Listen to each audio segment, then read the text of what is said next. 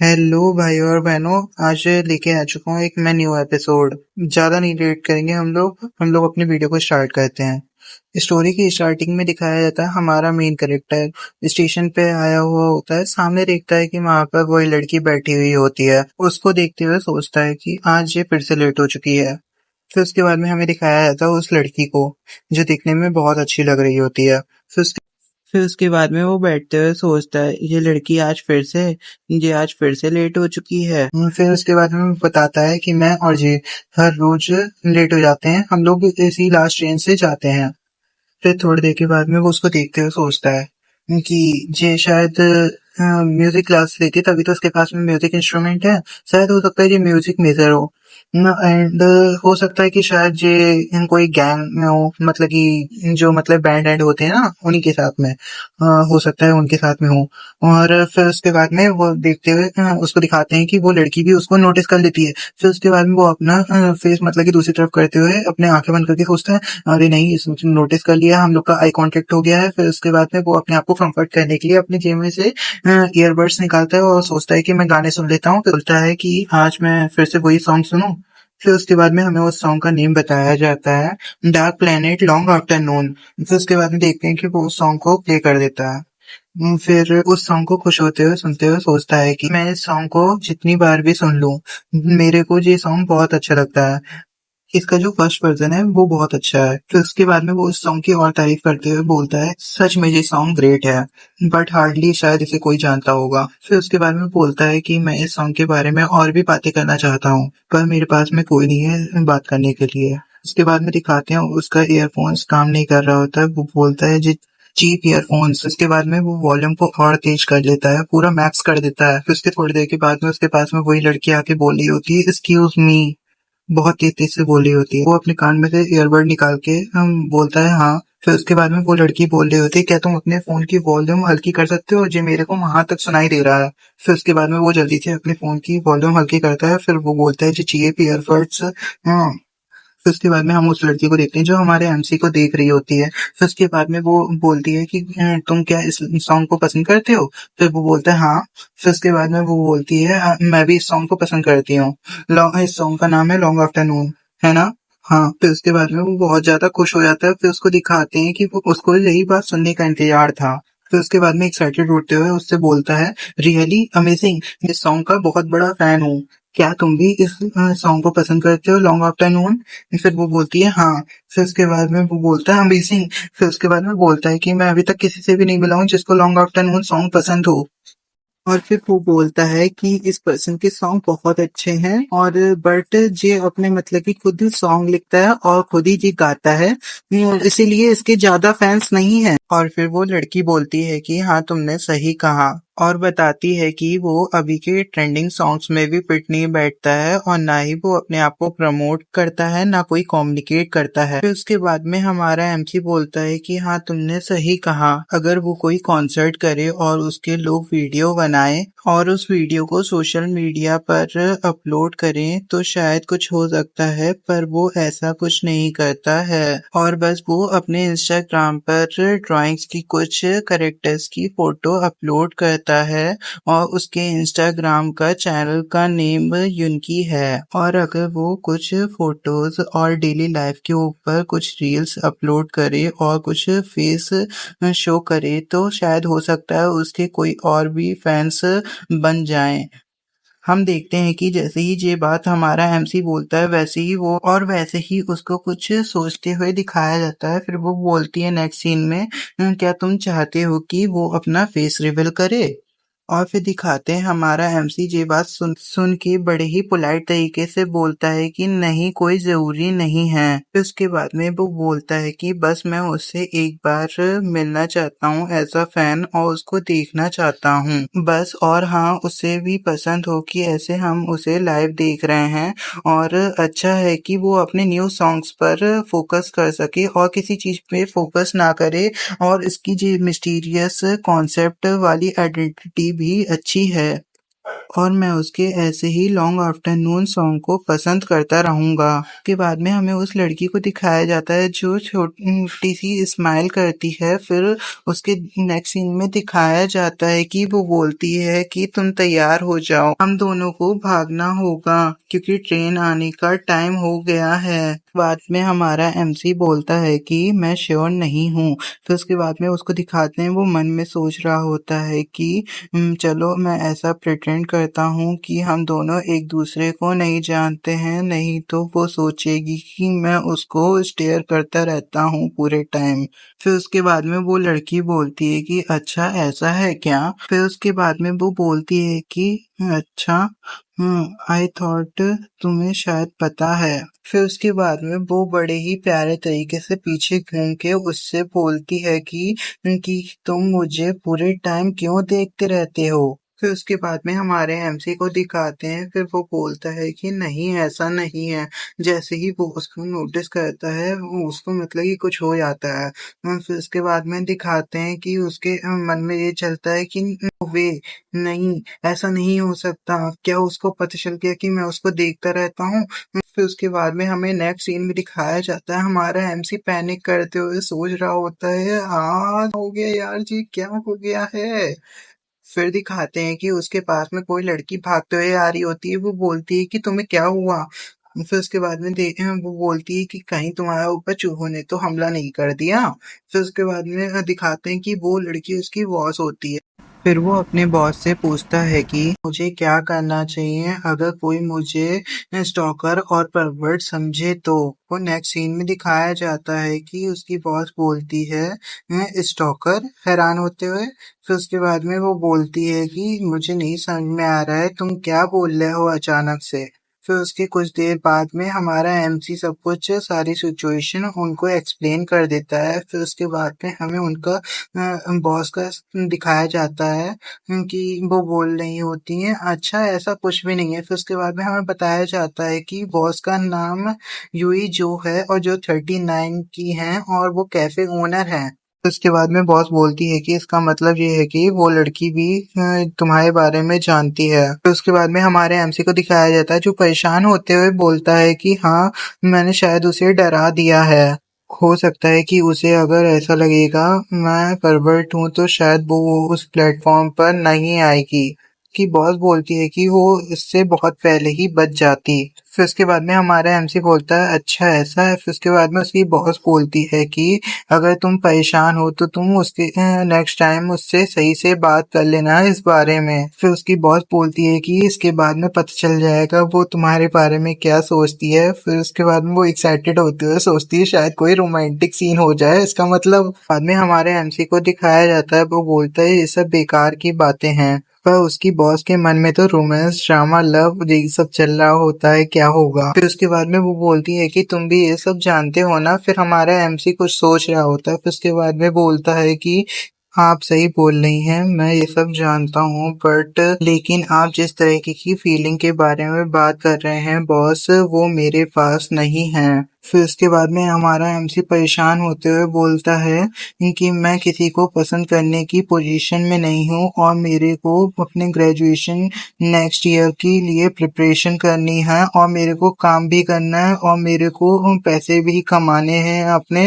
Room का rent देने के लिए। फिर उसके बाद में वो बोलता है कि मैं बस क्यूरियस था क्योंकि मैं उस लड़की से जल्दी में मिला था। जब वो ये सब बोल रहा होता है तो उसकी बॉस ध्यान से उसे देख रही होती है। फिर उसके बाद में हमारा एमसी बोलता है मैं बस जानना चाहता हूँ वो क्यों घर लेट जाती है और वो क्या करती है। फिर उसके बाद में उसकी बॉस बोलती कि ये सब ऐसे ही स्टार्ट नहीं होता क्या। फिर उसके बाद में जहाँ हमारे एमसी को दिखाया जाता है वो इरिटेट होते हुए बोलता है नहीं ऐसा नहीं है। तो उसके नेक्स्ट सीन में वो शर्माते हुए बोलता है कि अगर वो बस मेरी फ्रेंड बन जाए तो मैं इससे ही सेटिस्फाइड हूँ एंड हो जिससे मैं म्यूजिक के बारे में बात कर सकता हूँ जो हम दोनों को पसंद है। फिर उसके बाद में हमारी बॉस बोलती है हाँ ऐसा हो सकता है। फिर उसके बाद में वो ये भी बोलती है कि ऐसे ही तो रिलेशनशिप स्टार्ट होते हैं। फिर उसके बाद में हमारे एमसी को दिखाया जाता है वो इरिटेट होते हुए बोलता है नहीं ऐसा नहीं है नहीं है नहीं है। फिर उसके बॉस को दिखाते हैं, वो उसके सामने मुंह के लेके जाती है स्लेब, वो बोलती है कि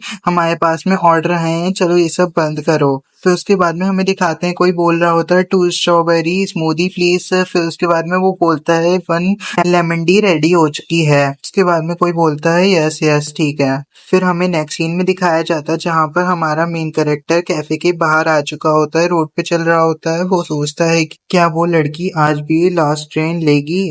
अगर आज मुझे वो मिलती है तो मैं उससे माफी मांग लूंगा कि मैं उससे घूर रहा था, और मैं सारी चीजें सॉर्ट आउट कर लूंगा, कहीं वो मुझे क्रीप ना समझे।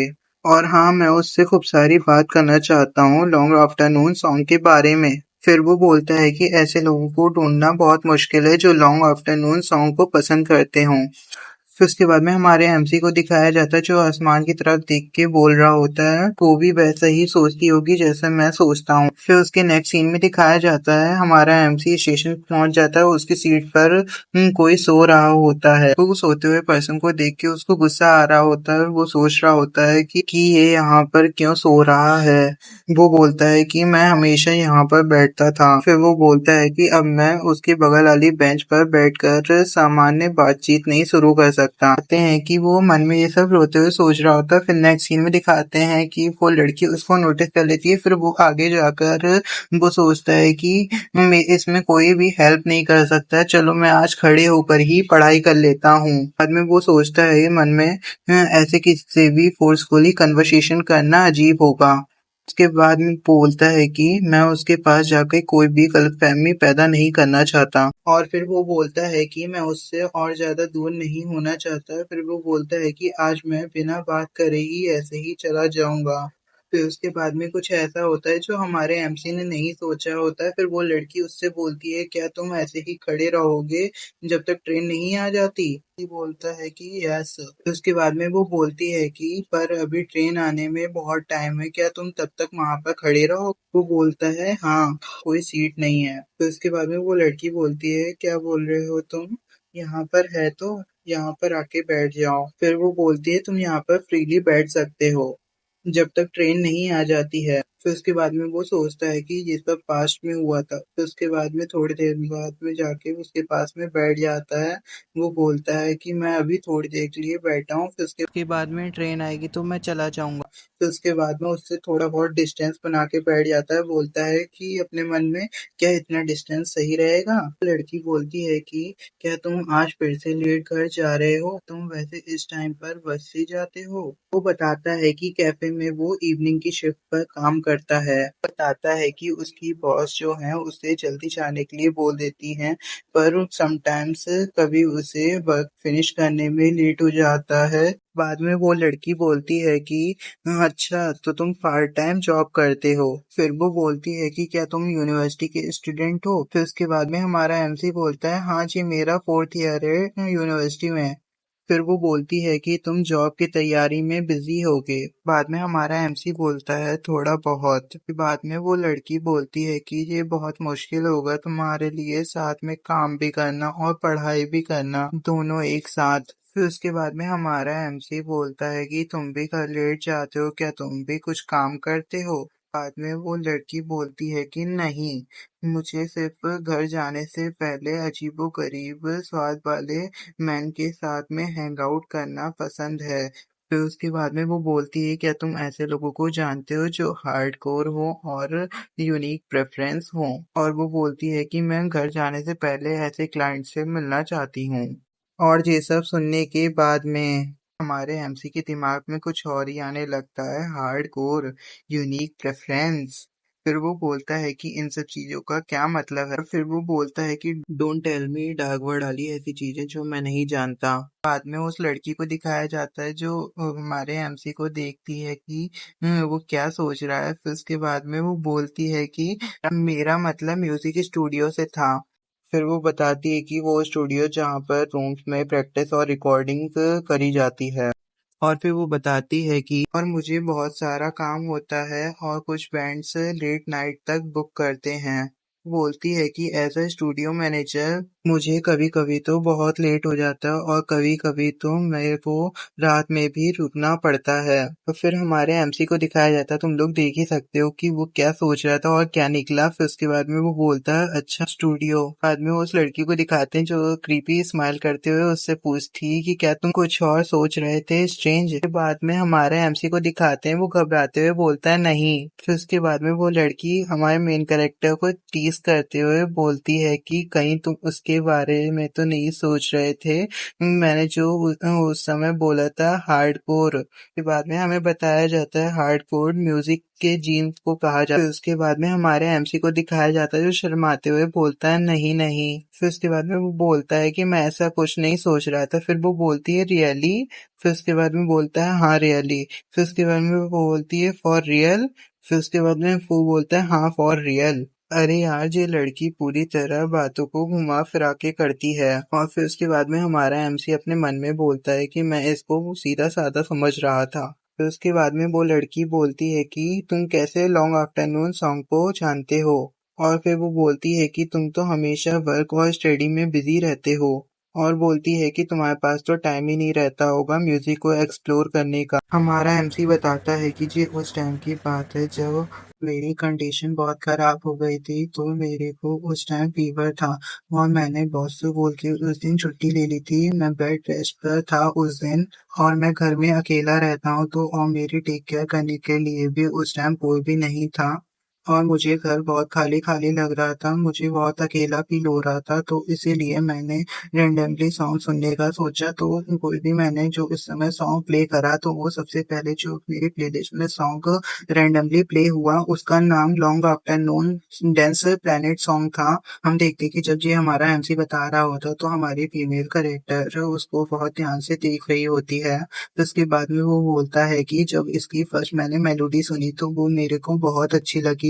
जब मैंने इसको और आगे सुना तो मेरे को ये सॉन्ग बहुत अच्छा लगा। और स्पेशली जो इसकी लिरिक्स हैं वो मेरे उस टाइम के सिचुएशन से सारे मैच हो रहे थे लाइन बाय लाइन। और ये सब जब हमारा एमसी बता रहा होता तो हमारी फीमेल करेक्टर उसे बहुत ध्यान से देख रही होती है। फिर उसके नेक्स्ट सीन में हमारा एमसी बोलता है कि तुम्हारा फेवरेट सॉन्ग कौन सा है लॉन्ग आफ्टरनून में। बोलता है कि इसमें ज्यादा ट्रैक्स नहीं है। इसके बाद में हमारी फीमेल कैरेक्टर को दिखाया जाता है जो शर्माते हुए बोलती है कि मैं भी डेंस प्लेनेट को पसंद करती हूँ। और वो बोलती है कि टाइटल फ्लो भी बहुत अच्छा है। और फिर उसके बाद में हमारे मेन लीड को दिखाया जाता है, वो ये सब सुन के बहुत ज्यादा खुश हो जाता है। फिर उसके बाद में वो टाइटल फ्लो की तारीफ करते हुए बोलता है title flow is fantastic, specially वो वाला पार्ट जहाँ पर रिदम चेंज होता है। नेक्स्ट सीन में दिखाया जाता है, वो बोलता है कि लॉन्ग आफ्टरनून भी अच्छा है बिना इलेक्ट्रिक इंस्ट्रूमेंट के यूज हुए भी।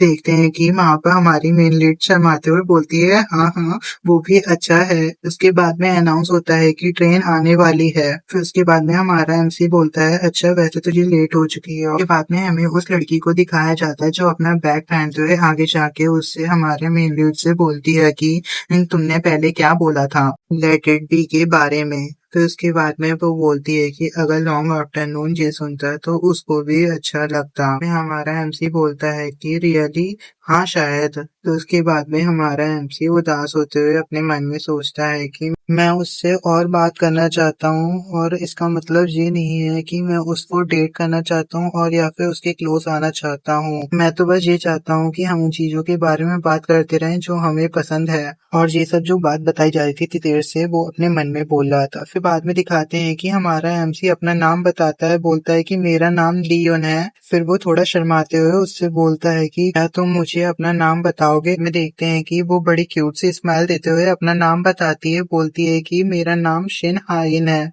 फिर उसके नेक्स्ट सीन में दिखाते हैं कि हाइन बोलती है कि चलो जबकि मैंने तुम्हें अपना नाम बता दिया है तो मेक श्योर करना जब भी हम नेक्स्ट टाइम मिले तो मेरे को हाय बोलना। फिर तुमने ऐसा नहीं किया तो मैं तुम्हें पूरे लाइफ टाइम के लिए इग्नोर कर दूंगी। फिर उसके बाद में यून बोलता है कि okay see you next time. Shift होता है, हमें दिखाया जाता है कि हाइन शावर लेके आई हुई होती है। देखते हैं कि वो क्या ही हॉट लग रही होती है।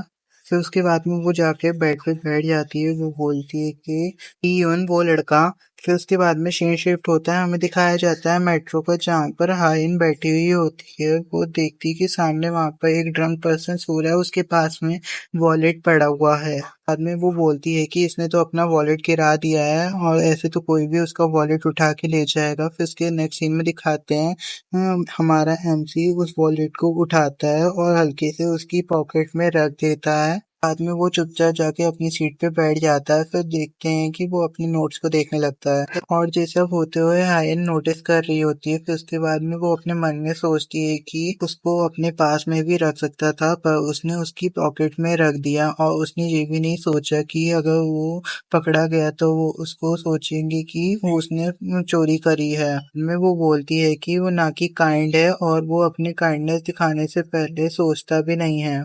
फिर उसके बाद में हाइन को दिखाते हैं, वो अपने बेड पर लेटी हुई होती है और वो सोचती है कि मुझे पता है वो काइंड है और मैंने ये नहीं सोचा था कि वो लॉन्ग आफ्टरनून का इतना बड़ा फैन निकलेगा। बाद में उसको उसकी पिक्चर याद आती है माइंड में, जहाँ पर वो बोल रहा होता है कि लॉन्ग आफ्टरनून बेस्ट है। इसके बाद में दिखाया जाता है कि हाइन अपने मन में सोच रही होती है, अगर उसे पता चले कि लॉन्ग आफ्टरनून मैं हूँ तो क्या वो मुझे पसंद करेगा। और फिर हमें उसके बाद में हाइन का पास्ट का सीन दिखाया जाता है, जहाँ पर हाइन बाहर खड़ी होती है। वहां पर कुछ लड़कियां उसका मजाक उड़ा रही होती हैं। लोग देखते हैं कि उनमें से एक लड़की उसका मजाक उड़ाते हुए सबको बता रही होती है फोन में टाइप करके।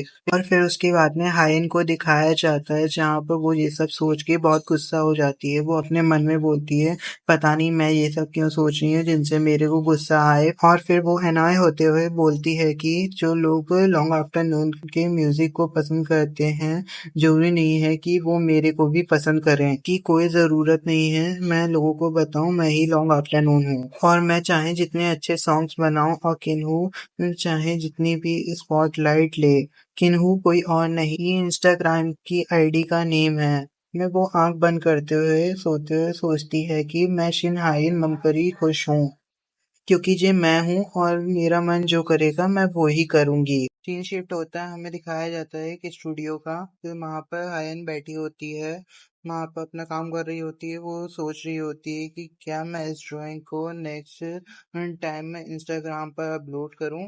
फिर हम देखते हैं कि वहां पर सामने से दो लड़के चलते हुए आ रहे होते हैं, उनमें से एक लड़का बात कर रहा होता है, मैंने बोला था ना वो ऑसम है। फिर उसके बाद में दिखाते हैं कि हायन उन लोगों से पूछती है कि क्या आप लोगों को चेकआउट करना है। फिर वो लोग बोलते हैं हाँ हम लोग को चेकआउट करना है।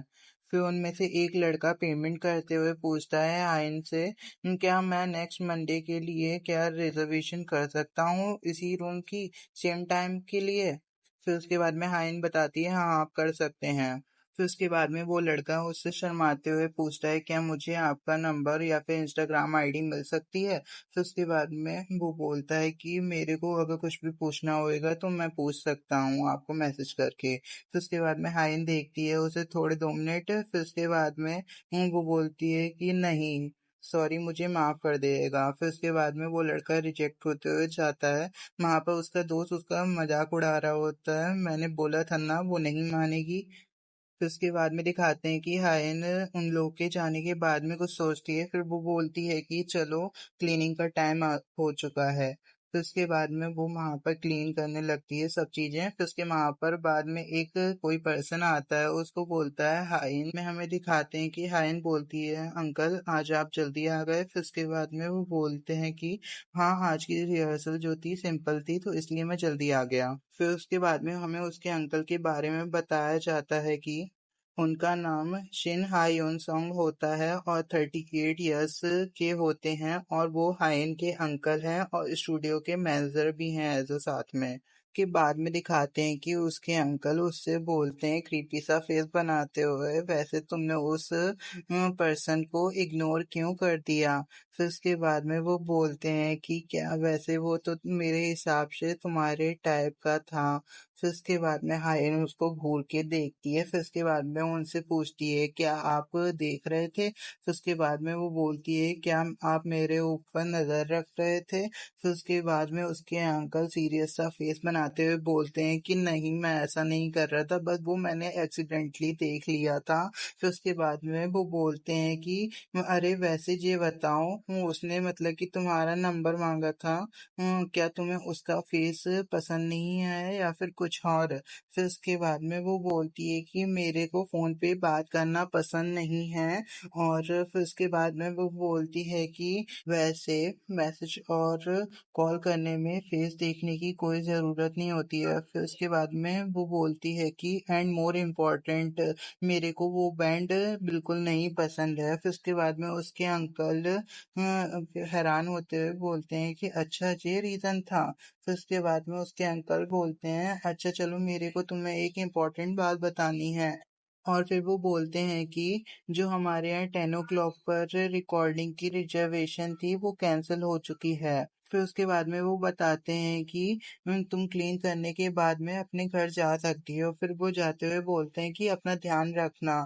फिर उसके बाद में वो देखती है कि 8 बज चुके हैं। उसके बाद में वो सोचती है कि मैं आज घर जाके एक न्यू सॉन्ग क्रिएट करूंगी। उसके बाद में दिखाते हैं कि उसके अंकल फिर से आते हैं और उससे बोलते हैं कि ये लो, तुझे तुम्हारे लिए गिफ्ट लेके आया हूँ। फिर उसके बाद में हाइन उनको थैंक्स बोलती है। फिर उसके बाद में उनसे पूछती है कि इसमें क्या है।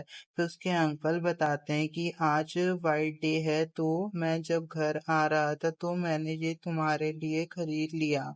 फिर उसके बाद में वो देखती है कि ये क्या है। फिर उसके बाद में उसके अंकल बोलते हैं कि इसको तुम कॉफी के साथ में ड्रिंक करना जब तुम न्यू सॉन्ग पर काम कर रहे हो। और बोलते हैं कि आजकल लोग इंटरनेट पर इसके दीवाने हैं। के बाद में वो बोलती है कि अंकल से क्या मैं जाने से पहले गिटार के साथ में प्रैक्टिस कर सकती हूँ।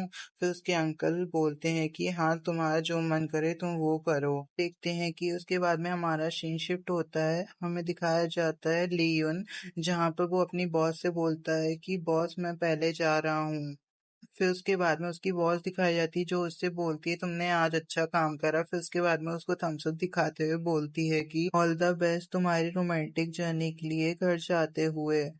फिर इसके बाद में वो बोलता है कि इसका क्या मतलब है। शिफ्ट होता है, हमें दिखाया जाता है स्टेशन का, जहाँ पर हमारा मेन कैरेक्टर आया हुआ होता है। वहां पर बैठते हुए बोलता है कि ये सब थका देने वाला था। फिर उसके बाद में वो अपने नोट्स को ओपन करते हुए बोलता है कि अरे यार, मेरे को अपने इन छुट्टियों से पहले लैंग्वेज के स्कोर बढ़ाने थे। फिर उसके बाद में वो बोलता है पर मैं इसमें भी स्ट्रगल कर रहा हूँ। फिर उसके बाद में वो नोटिस करता है वहां पर हायन आ चुकी होती है। फिर उसके बाद में वो बोलता है हायन हेलो। फिर उसके बाद में हायन भी उसको हेलो बोलती है। फिर उसके बाद में देखते हैं कि वो कुछ नोटिस करता है, हायन की हाथ में एक गिफ्ट बैग होता है। फिर उसके बाद में जाता है कि हायन बोलती है अच्छा जी, आज वाइट डे है तो जी मेरे को गिफ्ट में मिला है। फिर वो बोलता है अच्छा ऐसा है। फिर उसके बाद में वो मन में सोचता है कि शिन हायन वैसे भी पॉपुलर है और वो अट्रैक्टिव और स्टाइलिश भी है, और वैसे भी उसके आसपास तो बहुत अच्छे लोग होंगे जो उसको ये सब दें।